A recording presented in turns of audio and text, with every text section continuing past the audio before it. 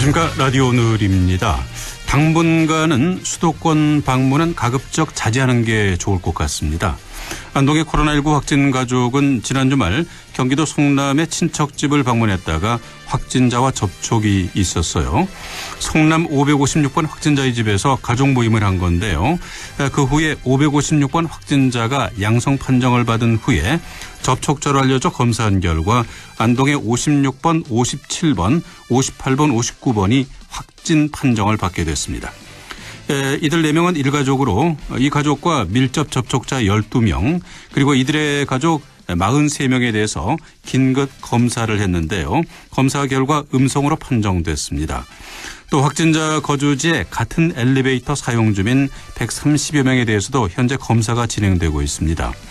확진자 2명이 10대 학생이어서 우려했습니다마는 다행히 이 학생들은 집에서 자가학습을 해왔던 것으로 파악돼 확진 학생들이 다니던 학교는 정상 등교가 이루어졌습니다. 위기 상황입니다. 방역 수칙을 보다 철저하게 지키도록 해야겠습니다.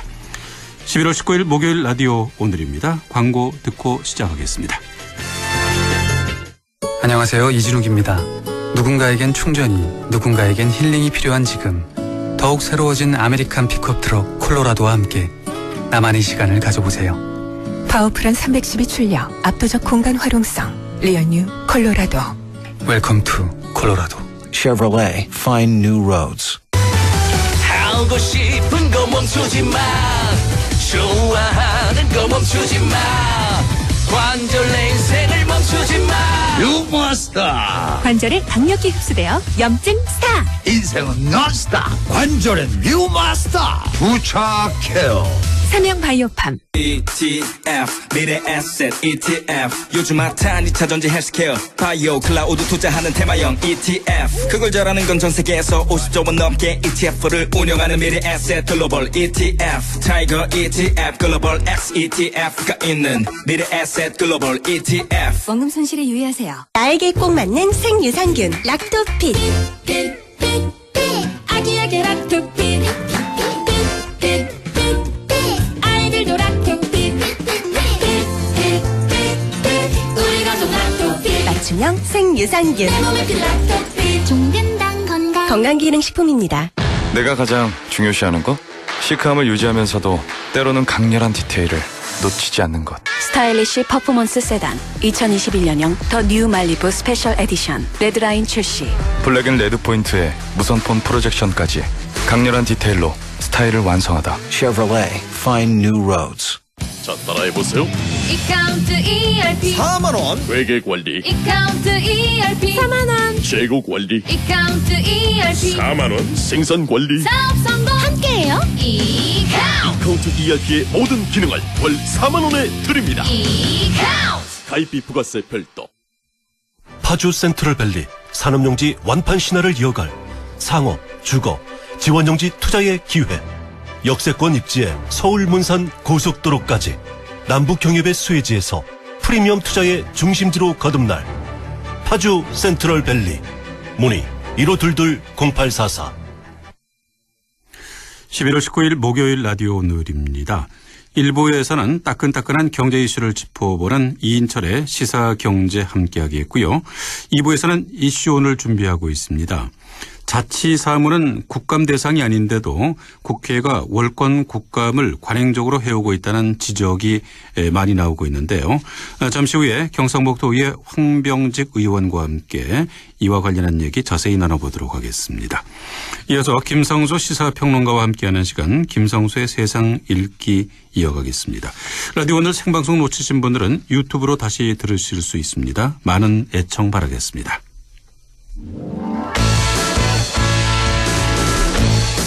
네, 경제 이슈를 짚어보는 시간 이인철의 시사경제입니다. 오늘도 참 좋은 경제연구소 이인철 소장과 함께하겠습니다. 안녕하십니까 소장님? 예, 안녕하세요. 네, 정부가 전세난 타개를 위해서 공공임대주택 확대 방안을 발표했죠? 그렇습니다. 정부가 영끌했다라는 표현이 나올 정도인데요. 홍남기 경제부총리 대책이 있었다면 벌써 발표했을 것이다라고 토로할 정도였습니다. 두 차례가 발표가 연기됐던 정부의 이 전세 대책의 핵심은 공공임대주택 공급을 늘리되 가능하면 시기는 앞당기겠다는 겁니다. 네. 앞으로 2년 동안 전국적으로 공공임대주택은 총 11만 4천 가구가 공급이 됩니다. 전세난이 심각한 수도권 지역에 7만 호가 이제 집중이 되는데요. 당장 이제 전셋값의 이 단기 급등을 막기 위해서 전체 물량의 40%에 해당하는 4만 9천 가구는 내년 상반기부터 상반기까지 이제 공급이 되는데요. 네. 이 가운데에서도 관심을 끌고 있는 게 지금은 3개월 이상 비어있는 주택들이 꽤 있습니다. 이 공공임대주택 3만 9천 호의 경우에는 다음 달부터 입주 모집을 시작하겠다는 겁니다. 그렇게 되면 내년 초 입주가 가능하고요. 또 이외에도 민간이 짓는 신축 매입에서부터 공실상가, 오피스, 호텔 등을 매입 개조해서 공급하게 됩니다. 자, 이렇게 이 2년 이내 전국에 이제 11만 4천 호의 주택을 공급해서 전세난이 잡히면 2년 뒤부터는 중장기적으로 질 좋은 중산층이 거주할 수 있는 공공임대주택을 추진하겠다는 겁니다. 네. 그리고 임대주택 하면 보통 뭐 10평, 20평 적은 평수를 생각했겠지만 그렇죠. 예. 앞으로는 30평형까지도 4인 가구가 거주할 수 있도록 생활 인프라를 갖춘 그리고 이제 중산층이 거주하고 싶은 질 좋은 평생주택 사업을 추진하면서 거주 기간도 종전에 10년에서 30년까지 예. 늘리기로 했습니다. 네. 그리고 최근에 집값이 많이 오른 그 경기도 김포시 그리고 부산 일부 지역은 규제 지역으로 지정된다고요? 그렇습니다. 이 규제 풍선 효과로 이 최근에 집값이 많이 뛰었던 김포, 부산 지역은 이 조정 대상 지역이 됩니다. 조정 대상 지역은 규제 3단계 가운데 가장 낮은 수준의 규제가 적용이 되는데요. 구체적으로 보면 부산시 해운대, 수영, 동래, 연제구, 남구, 대구의 이 수성구, 경기 김포시가 이 조정 대상 지역으로 지정이 됐는데 네. 이로써 이 조정 대상 지역은 69곳에서 76곳까지 늘어납니다. 현재 규정상 조정 대상 지역은 주택가격 상승률이 물가 상승률의 2배를 웃돌거나 청약 경쟁률이 5대1 이상인 지역이 포함이 됩니다. 이렇게 되면 이 조정 대상 지역으로 신규 지정된 지역은 이제 규제를 받게 되는데요. 네. 주로 이 대출 규제가 강화가 됩니다. LTV, 주택담보 인정 비율은 9억 원 이하의 경우에는 50%까지, 9억 원 초과분에 대해서는 30%로 제약을 받게 되고요. 또 이들 지역에서 주택을 구입할 경우 자금 조달 계획서를 반드시 내야 합니다. 네. 자, 현재 치솟고 있는 전셋값이 정부의 이번 대책으로 좀 안정이 될까요? 어떻게 보십니까? 그렇습니다. 지금 그 정부가 정말 영끌에서 거의 사람이 거주 가능한 모든 형태의 빈집을 모아서 공급을 하겠다라는 겁니다. 네. 특히 이제 일부 지금 그 3개월 이상 공실인 공공임대주택을 전시로 돌리는 이 부분에 대해서는 충분히 이제 수요자들의 어떤 관심을 받을 것으로 보여서 일정 부분 시장 안정을 기할 수 있을 것으로 보입니다. 관건은 이 11만 4천 호가 제때에 공급될지 그리고 입지도 중요한데요. 수요자들이 원하는 지역에 충분히 공급될지 여부입니다. 내년 상반기까지 전국적으로 4만 9천 호가 이제 공급이 되지만 수도권은 2만 4천 호, 서울은 8만 9천 호에 그칩니다. 또 하나가 이제 세입자들이 원하는 주거 형태인지도 살펴봐야 되는데요. 대부분의 세입자들은 아파트를 선호하지만 지금 뭐 공실 상가라든가 오피스라든가 호텔을 매입해서 개조할 경우에는 아파트가 아닌 경우기 때문에 소비자들이 좀 꺼려할 수 있다라는 겁니다. 그래서 이제 이런 부분에 대한 이제 좀 이 득실 여부를 좀 따져볼 필요가 있지만 전반적으로 보면은 이제 실효성에 대해서는 약간의 의문점이 제기가 되고 있는 겁니다. 네. 그리고 코로나19로 직격탄을 맞고 있는 항공업계 피해를 최소화하기 위해서 무착륙 국제관광 비행 제도를 도입하기로 했다는데 어떤 얘기입니까? 그렇습니다. 지금 코로나19에도 불구하고 목적지 없이 한반도 상공만 도는 비행기 편의 인기가 높습니다. 기내식도 먹고요. 지방 인기 여행지한테 설명도 듣습니다. 네. 기내 쇼핑하고 마일리지까지 누적이 됩니다. 이것을 국제선까지 확대하겠다는 겁니다. 국제선까지 1년 정도 한시적으로 좀 허용하겠다라는 건데 이걸 허용하게 되면 일단 이 해외에 나가실 때 지금은 격리 조치 진단검사 받아야 되는데 이걸 할 필요가 없어지죠. 예. 그래서 일반 해외 여행자 똑같은 이제 면세 혜택까지 누릴 수 있습니다. 무착륙 국제관광 비행이라 하더라도 기본적으로 1인당 $600까지 면세품 구매가 가능하고 이외에도 이제 1리터 이내의 술 한 병, 담배 2보루 정도 구입이 가능합니다. 예. 지금 현재 무착륙 국제관광 비행을 준비하고 있는 곳은 한 6곳이 되는데요. 대한항공, 아시아나항공, 제주와 진에어, 티웨이 항공, 에어 부산 등이 준비를 하고 있습니다. 네. 다음 달부터 기업이 신규 기업 공개를 통해서 공모주 청약을 받을 때 개인 투자자들에게 배정된 물량이 늘어난다고요? 그렇습니다. 공모주 인기가 대단히 높지만 개인들은 그림의 떡이다라는 비난을 받아왔습니다. 다음 달부터 크게 두 가지가 달라지는데요. 우선 소액 개인 투자자들의 공모주 청약 기회가 확대가 됩니다. 개인 청약자들한테 배정되는 물량 자체가 늘어나는데요. 현행은 한 20% 수준에서 최고 30%까지 물량이 늘어나고요. 두 번째가 개인 청약자 배정 물량 가운데 절반 이상은 전체 청약시장자에게 균등하게 배정하는 방식도 도입하기로 했습니다. 지금까지는 돈 놓고 돈 먹기, 청약증거금을 많이 제공한 사람이 더 많이 받는 방식이었습니다. 이걸 좀 차단하겠다라는 건데요. 어쨌든 내년 1월까지 개인 투자자들의 배정 물량이 단계적으로 확대되고 중복 청약을 맞는 시스템도 구축하기로 했습니다. 네. 이 비트코인이 2천만 원을 돌파하는 등 사상 최고가 경세를 목전에 두고 있다면서요? 그렇습니다. 이 암호화폐 대장주인 비트코인이 2천만 원을 돌파했는데요. 역대 최고가가 지난 2017년 12월 17일에 기록했습니다. 당시에 19,700달러 선, 원화로 약 2,300만 원이었었는데 올 초만 하더라도 1,000만 원을 밑돌던 시절이 있었는데요. 네. 비관론이 우세했는데 그동안 거의 150% 이상 올랐습니다. 이런 추세로라면 또 사상 최고가 경신할지 여부에 관심이 쏠릴 수밖에 없는데 현재 비트코인의 상승 배경 크게 세 가지 정도입니다. 우선 세계 각국이 코로나19에 대응하기 위해서 돈을 풀고 있습니다. 달러 가치는 하락하죠. 이러다 보니까 투자 수요가 비트코인으로 올리고 있고요. 특히 미국 대선에서 조 바이든 후보가 대통령으로 당선되면서 비트코인에 대한 기대감은 더 높아지고 있는데요. 바이든 후보는 어쨌든 재정 지출 확대를 통해서 경기 부양을 공약으로 내세웠기 때문에 그렇습니다. 두 번째가 지금 기업 가운데는 이 페이팔이라는 기업이 있는데요. 예. 웹결제 서비스 업체인 페이팔 3억 4천만 명 이상의 회원을 보유하고 있는데 이 온라인 결제 사업자가 미국 이용자를 대상으로 직접적으로 가상자산을 구매하고 보유, 판매할 수 있는 서비스를 시작하겠다고 밝힌 겁니다. 또 세 번째가 과거 2017년 광풍 당시에는 개인 투자자들 중심이었다면 지금은 막대한 자금력을 동원한 기관 투자가들이 대거 매입에 나서고 있어서 이전과 같은 버블을 이제 바탕으로 한 상승이 아니다라는 이제 주장이 나오고 있는데요. 네. 그럼에도 불구하고 단기간에 급등한 만큼 조정 가능성은 남아 있습니다. 네.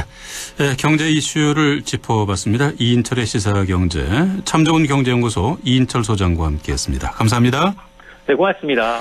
네, 라디오 오늘 1부는 여기까지고요. 노래 한 곡 듣고 2부 이어가겠습니다. 이적입니다. 걱정 말아요 그대.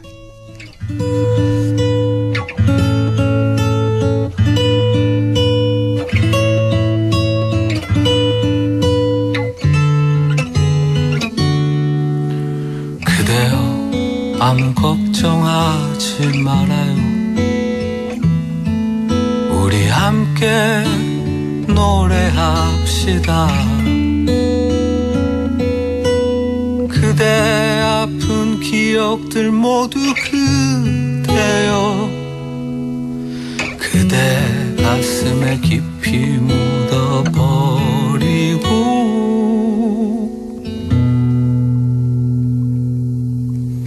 지나간 것은 지나간 대로 그런 의미가 있죠.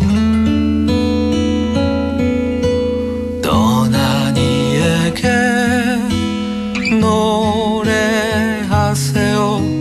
후회 없이 사랑했노란 말해요.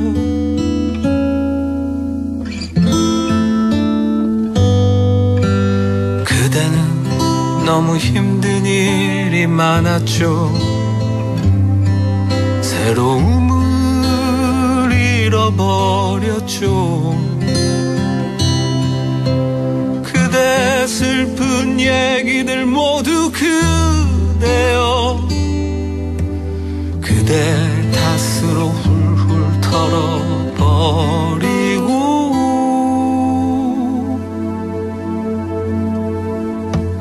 지나간 것은 지나간 대로 그런 의미가 있죠.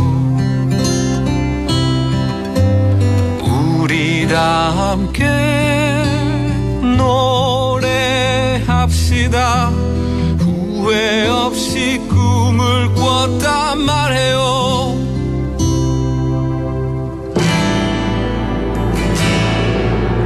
지나간 것은 지나간 대로 그런 의미가 있죠. 우리 다 함께 노래합시다. 후회 없이 꿈을 꿨단 말해요. 지나간 모습 지나간 대로 그런 의미가 있죠. 우리 다 함께 노래합시다. 후회 없이 꿈을 꿨단 말해요. 새로운 꿈을 꾸겠다 말해요.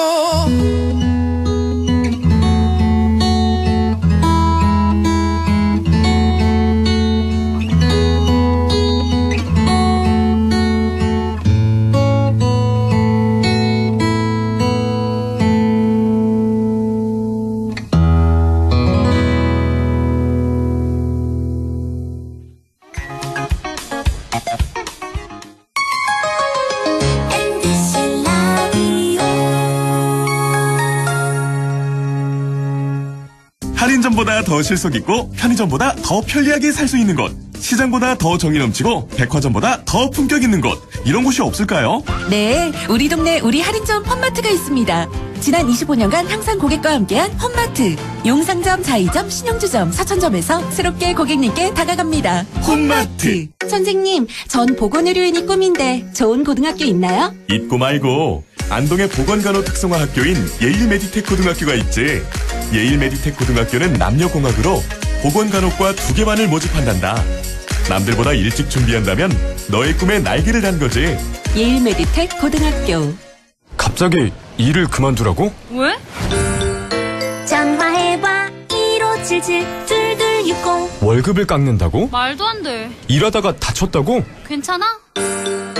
전화해봐 1577-2260. 당신 곁에 생각보다 큰 힘.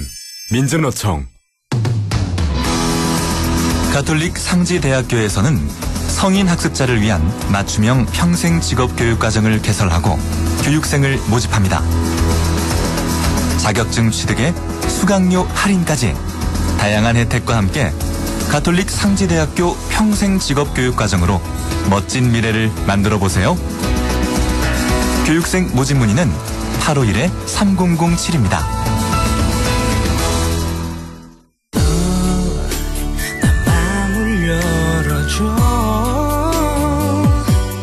다가가 나 속삭이도록 언제나 내 생각으로 행복해야 해요.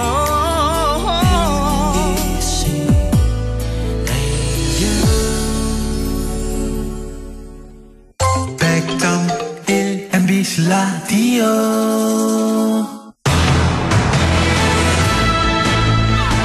오늘 목요일 순서 함께하고 계십니다. 6시 25분 됐습니다. 자, 계속해서 2부 순서 이슈 오늘 함께 하겠습니다. 얼마 전 이재명 경기도지사가 국정감사를 거부할 수 있다고 해서 논란이 됐었죠. 자치사무원은 국감 대상이 아닌데도 그동안 국회가 관행적으로 자료 요구를 남발한 데 대한 항의였습니다.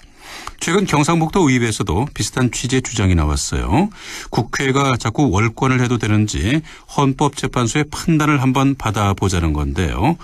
경상북도 의회 황병직 의원과 함께 자세한 얘기 나눠보도록 하겠습니다. 안녕하십니까, 황 의원님. 예, 안녕하십니까. 네. 황병직입니다. 자, 영주시 제1선거구 출신의 무소속이시죠? 네네. 초선 재선에 성공해서 도의원으로 활동 중이신데 이 무소속 의원으로 활동하는 게 쉽지는 않을 것 같은데 어떻습니까? 네네.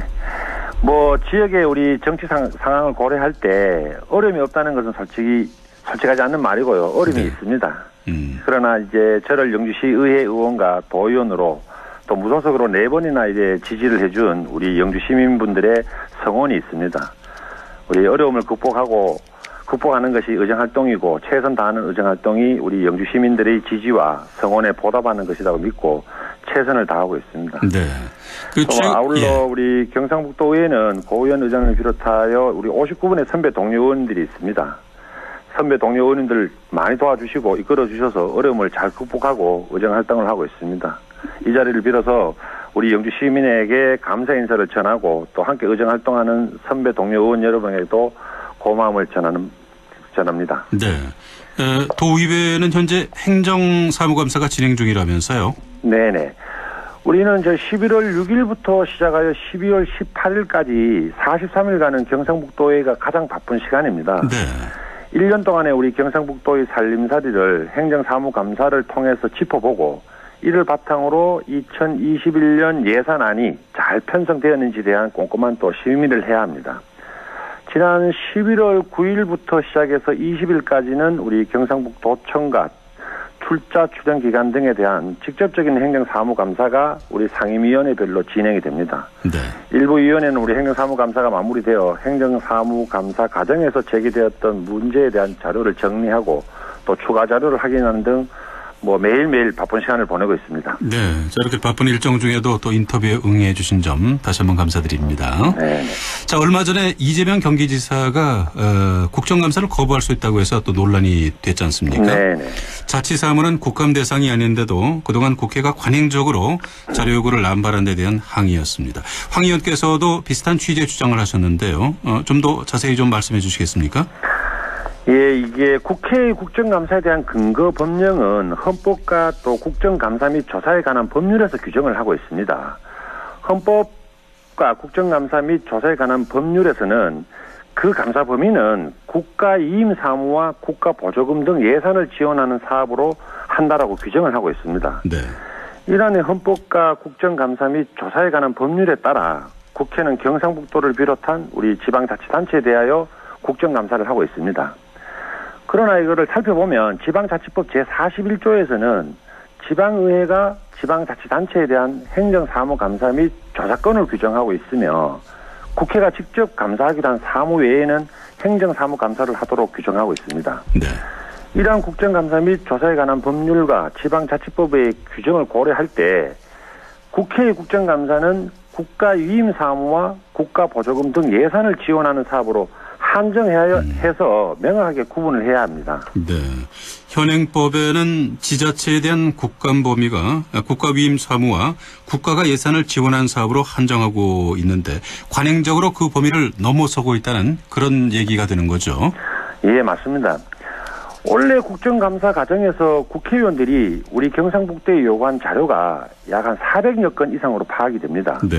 이 작성 과정에서 세부 자료는 무려 한 2천여 건이 넘게 자료가 만들어집니다. 또 올해와 같이 국정감사와 우리 경상북도의 행정사무감사가 동시에 시행되면 관련 공무원들은 9월과 10월에는 국회의 국정감사 자료를 작성해서 국회에 제출해야 하고 그리고 지방의회의 행정사무감사를 대비해서는 10월과 11월은 의회의 행정사무감사 자료를 작성하고 제출을 해야 합니다. 네. 이런 해당 업무를 담당하는 공무원들이 업무 과중과 필요가 누적되고 행정력이 낭비되는 상황이 계속 반복이 됩니다. 이처럼 국회에서 국정감사를 핑계로 사무의 범위를 명확하게 구분하지 않고 모든 지방자치단체의 사무에 대하여 자료 제출을 요구하는 것은 저는 매우 부적절하다고 생각을 합니다. 예. 자, 이렇게 도의회에서 감사해야 할 것까지 국정감사에서 침해하다 보니까 행정기관 입장에서는 중복감사를 받는다, 이런 생각을 할 수가 있겠군요. 예, 당연합니다. 이 앞에서 말한 것과 같이 올해와 같이 국정감사와 행정사무감사가 동시에 시행되면 관련 공무원들은 9월과 10월에는 국회의 국정감사 자료 작성과 제출, 10월과 11월은 의회의 행정사무감사 자료 작성과 제출에 많은 시간을 보내게 됩니다. 국회의 국정감사 대상 사무와 지방의회 행정사무감사 대상 사무가 명확하게 구분되지 않아서 발생하는 문제입니다. 앞서 이야기한 국정감사 및 조사에 관한 법률과 지방자치법을 거론하지 않더라도 입법기관인 국회에서 국정감사 대상 사무를 명확하게 해주는 것이 저는 선행되어야 한다고 봅니다. 네. 그 지방자치의 실현이라는 관점에서도 국정감사에서 다뤄져야 할 부분과 도의회에서 다뤄져야 할 부분이 좀 명백히 구분이 좀 돼야 되겠네요. 예, 그렇습니다. 경상북도가 수행하는 많은 자치 사무를 국회의 국정감사와 도의회의 행정사무감사와 명확하게 구분한 데는 제가 생각하는 한계가 있다고 봅니다. 그러나 지방의회가 부활한 지 30년이 되어 갑니다. 지방의회 제도를 발전시키기 위해서는 권한과 역할을 명확하게 하고 제대로 가능하도록 해야 합니다. 국회는 우리나라 최고의 입법기관입니다. 입법기관에서 이와 같은 문제 제기와 대안을 마련해 주시고 법률 요소 뒷받침해 줘야 한다고 저는 생각을 합니다. 네. 국회가 자치사무에 대한 국감을 하는 게 맞느냐 하는 문제는 사실 오래전부터 이어온 그런 논쟁 아니겠습니까? 네네. 반대하는 측은 자치 본뜻에 위배된다, 국회가 자치사무까지 국감하면 안 된다는 것이고요. 찬성하는 측은 그 지자체 사무만 따로 구분하기가 어렵다, 따라서 국회의 권한인 국감을 받는 게 맞다, 이렇게 주장하고 있는 거죠? 예, 맞습니다. 저는 이 기초의회를 거쳐 도의원을 하고 있습니다. 지방의회의 설 자리를 저는 마련해 줘야 한다고 생각을 합니다. 국정감사 대상 사무와 자치사무를 구분하기는 어렵다고 봅니다. 그 이유는 국비와 지방비가 함께 편성되어 집행되는 사무가 많기 때문입니다. 그렇기 때문에 국회가 국정감사할 사무를 미리 정해서 지방의회의 행정사무감사와 중복되지 않게 하는 방법이 있다고 생각을 합니다. 예를 들어서 전국적으로 통일적인 사무와 국민 전체의 복지 증진과 관련이 있는 사무 등은 기준을 마련해서 국감 사무를 정하는 것도 저는 방법이 될 수 있다고 생각을 합니다. 네. 의원님께서는 국회가 관련 법령의 개정 의지가 없으면은 경상북도가 나서서 광역신도와 연대해서 헌법재판소에 권한쟁의 심판을 청구해야 한다, 이렇게 주장하셨는데요. 어떤 취지인지 좀 더 자세히 좀 설명해 주시겠습니까? 그래서 구체적으로 말씀을 드리면 헌법재판소법 제61조에 보면 국가기관 상호 간, 또 국가기관과 지방자치단체 간, 및 또 지방자치단체 상호 간의 권한의 유무 또는 범위에 관하여 다툼이 있을 때에는 해당 국가기관 또는 지방자치단체는 헌법재판소에 권한쟁의 심판을 청구할 수 있다라고 규정을 하고 있습니다. 네. 즉 헌법재판소에 권한쟁의 심판을 청구하는 것은 국가기관, 지방자치단체가 가능하다고 해석이 됩니다. 실제로 2001년 헌법재판소에 우리 경상북도청 공무원협의회 등 8개 강력자치단체 공무원 직장협의회에서 국회의 지방자치단체 국정감사에 대하여 위헌 확인 소송을 제기한 사례가 있습니다. 그러나 결론은 국회와 지방자치단체 간의 권한에 관한 문제로서 공무원 직장협의회 심판 청구는 부적합함으로 각하가 된 사례가 있습니다. 예. 따라서 제가 주장하는 것은 국회의 지방자치단체 국정감사와 관련한 권한쟁의 심판은 경상북도를 비롯한 지방자치단체가 함께 청구해야 한다고 저는 해석을 합니다. 예.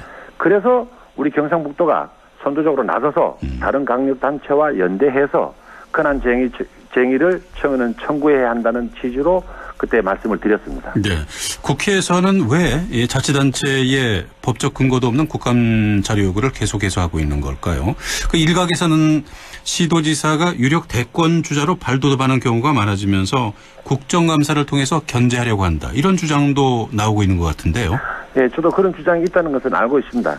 그러나 이게 법적 근거가 없다고 보는 것은 저는 적절하지 않은 것 같습니다. 다만 국회의 국정감사 대상 사무와 지방의회의 행정사무감사 대상 사무가 구분되지 않아서 중복적으로 감사 자료를 작성하고 제출하고 비슷한 시기에 두 번의 감사를 받아야 한다는 것이라고 봅니다. 국정감사를 통한 지방자치단체장에 대한 견제는 여당과 야당 그리고 국회의원의 개개인의 정치적인 입지와 성향 및 지향하는 목적에 따라 강력시도지사를 견제할 수 있다고 생각을 합니다. 네. 그러나 국회가 지방자치단체를 국정감사를 통해 견제하려 한다는 것은 적절하지 않다고 봅니다. 앞에서도 제가 이야기했듯이 지방자치단체는 지방의회가 있습니다. 지방의회의 기능과 역할은 지방자치단체장과 자치단체의 사무에 대해서 견제와 감시 그리고 정책적 대안을 제시하거나 요구하는 역할을 수행하고 있습니다. 국회의 지방자치단체에 대한 국정감사의 기능을 지방의회에 저는 모두 맡겨야 한다고 봅니다. 네. 만약에 국회에서 지방의회가 부족하다고 느끼면 지방의회가 제 기능을 수행하도록 인력 보강과 제도적 기반을 갖추는 쪽으로 지원을 해야 합니다. 예를 들어서 헌법이나 지방자치법을 개정해서 의회의 독립성과 정책 역량을 키워주고 인력을 보강할 수 있도록 인사권을 저는 독립을 시켜줘야 한다고 생각을 합니다. 네. 근본적으로는 국회법에 준하는 지방의회법을 제정을 저는 해야 된다고 생각을 합니다. 네. 알겠습니다. 오늘 여기까지 듣도록 하겠습니다. 오늘 말씀 잘 들었습니다. 감사합니다. 네, 지금까지 경상북도 의회 황병직 의원과 함께 했습니다. 안동문화방송 라디오 오늘에서는 여러분의 참여를 기다리고 있습니다. 우리 지역의 사건, 사고나 토론하고 싶은 내용, 고민거리를 안동 MBC 라디오 오늘 게시판에 올려주시기 바랍니다. 전화와 문자로도 참여하실 수 있습니다. 전화는 851-7191번, 문자는 샵 0913번으로 보내주시면 됩니다. 단문 50원, 장문 100원의 정보 이용료가 있습니다. 여러분의 많은 참여 바랍니다.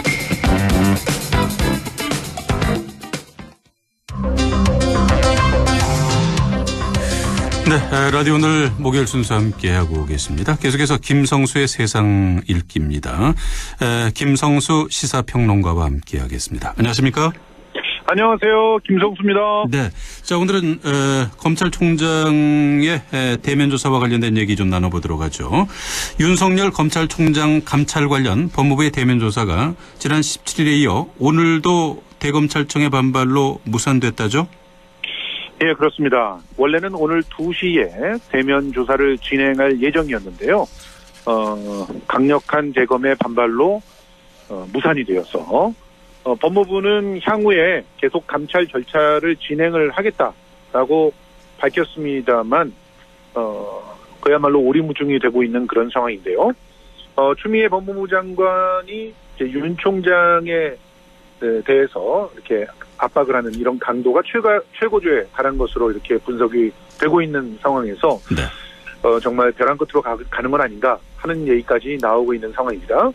법조계에 따르면 이날 검찰총장 비서실을 통해서 방문 조사 여부를 법무부가 타진을 했다고 알려졌습니다. 그런데 윤 총장은 거부를 했고요. 법무부는 이에 자신들의 입장을 담은 보도자료를 내놨는데요. 이번 사안과 관련해서 수사 또 비위 감찰에 대해서는 지휘 고하를 막론하고 성역이 있을 수 없다. 그래서 향후에도 법과 원칙에 따라서 절차를 진행하겠다. 이렇게 정리된 입장을 발표를 했습니다. 네. 그래서 어떤 면에서는 전운이 감돌고 있는 그런 상황입니다. 법무부는 지난 17일에 이어 오늘도 오후 2시에 방문 조사하겠다 이런 일정을 통보했다죠? 그렇습니다. 지금 이제 윤석열 검찰총장은요. 라임 자산운용 펀드 사기 사건에서 검사와 야권 정치인 로비를 은폐했던 사안들, 그리고 또 보고도 누락했던 의혹들, 그리고 또 서울중앙지검장 시절에 유력 언론사 사주와 만남을 가졌던 의혹들 등등을 해가지고 모두 5건의 감찰과 진상 확인이 필요한 그런 상황이라고 법무부는 보고 있습니다. 네. 그런데 지난 16일에 감찰관실에서 총장 비서관에게 진상 확인 사건에 대한 조사가 필요하니까 원하는 일정을 알려주면은 방문하겠다라고 의사를 전달을 했는데요. 대검 측은 이를 거부를 한 거예요. 답변 자체를 하지 않았습니다. 네. 그러다 보니까 17일에는 대검 측의 방문 의사를 알리고 이제 평검사 2명을 통해서 방문 조사 예정서를 보낸 겁니다. 그래서 19일 날 2시에 조사를 하겠다라는 예정서를 보낸 거죠. 근데 대검은 이 문서 접수를 거부하고 돌려보낸 다음에 일부 언론들이 이를 그야말로 대서특필하면서 이런 조치 자체가 마치 규정에 어긋난 것처럼 이렇게 보도를 하는 상황이 벌어져서 법무부에서는 절차에 의한 조치들이었고 그 조치를 대검에서 일방적으로 거부한 것이다라고 해명자를 내기도 했습니다. 예. 법무부에서는 이 사안이 거부할 수 있는 사안이 아니고 규정에 있는 절차대로 진행한다. 이런 입장이죠. 예, 그렇습니다. 지금 법무부 감찰 규정을 보면요. 법무부 훈령 제1226호의 제6조 감찰 대상자의 협조라고 하는 항에 감찰 대상자는 다음 사항을 협조해야 된다라고 명기해놓고 있습니다. 첫 번째, 질문에 대한 답변. 두 번째, 증거물 및 자료 제출. 세 번째, 출석과 진술서 제출. 네 번째, 기타 감찰 업무 수행에 필요한 협조. 그리고 2항에는 1항에 규정된 협조 사항에 대해서 정당한 사유 없이 불응할 경우에 감찰 사안으로 처리한다 이렇게 되어 있고요. 동규정 5조 1호에는요.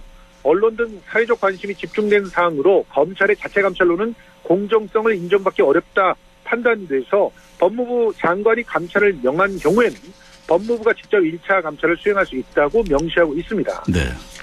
그런데 이걸 거부하고 있는 상황인데요. 일부 언론에서는 격에 맞지 않게 평검사를 보내 모욕을 줬다 이런 식으로 보도를 하는 경우들이 있는데 사실은 범죄 의혹이 있어서 이에 대한 감찰이 필요하다고 하면은 그 감찰에 대한 어떤 그 내용을 전달하거나 혹은 감찰에 필요한 어떤 그 안내를 하기 위해서 얼마든지 하급 사람들이 동원될 수가 있는 것 아니겠습니까? 네. 그래서 지금 이 부분의 논란들에 대해서 언론이 오히려 불투명한 보도를 하고 있는 거 아니냐라고 하는 전문가들 지적도 나오고 있는 상황입니다. 네.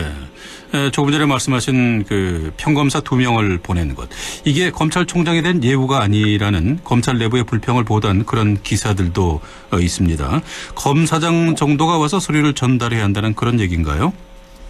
그러니까요. 지금 현재 서류를 전달하는 것은 보통 전화를 받거나 혹은 간단한 그 이메일 등등의 절차를 통해서 얼마든지 가능한 일인데 이런 것들을 전부 다 수령을 안 하고 있는 그런 상황이었거든요. 네.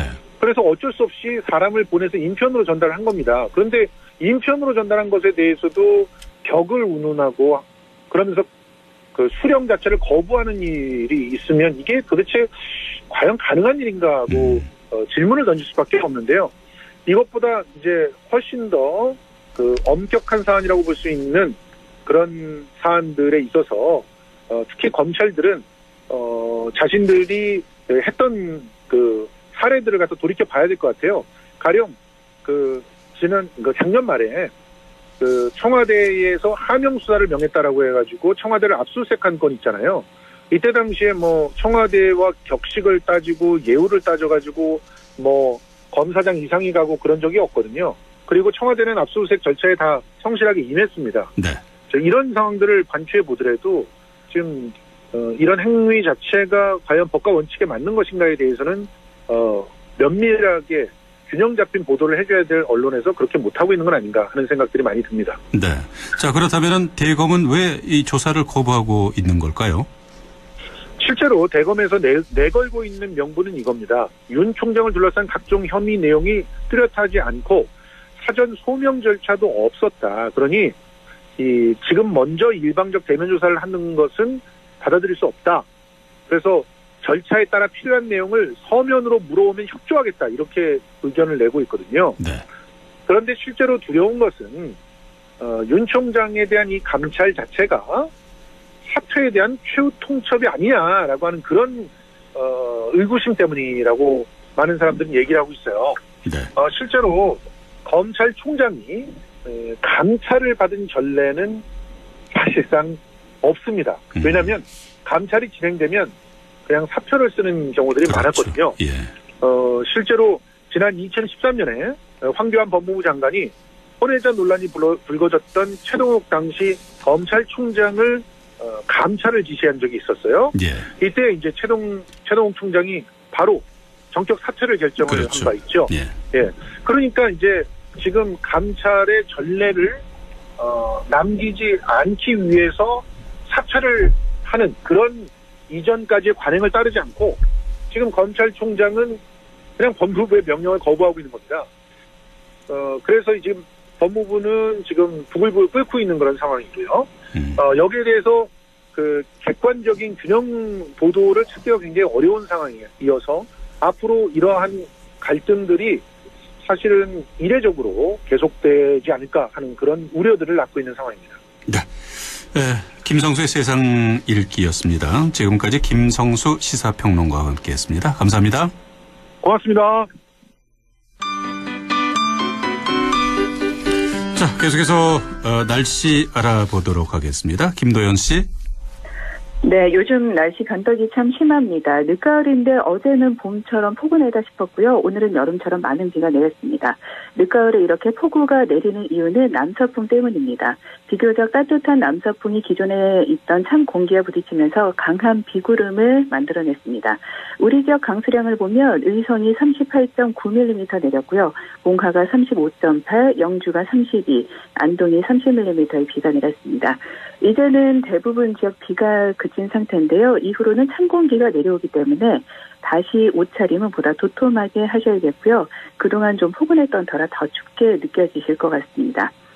가을비 한 번에 내복 한 벌이라는 말이 있듯이 비가 그치고 북서쪽에서 매서운 찬 공기가 계속해서 밀려오고 있는 상태입니다.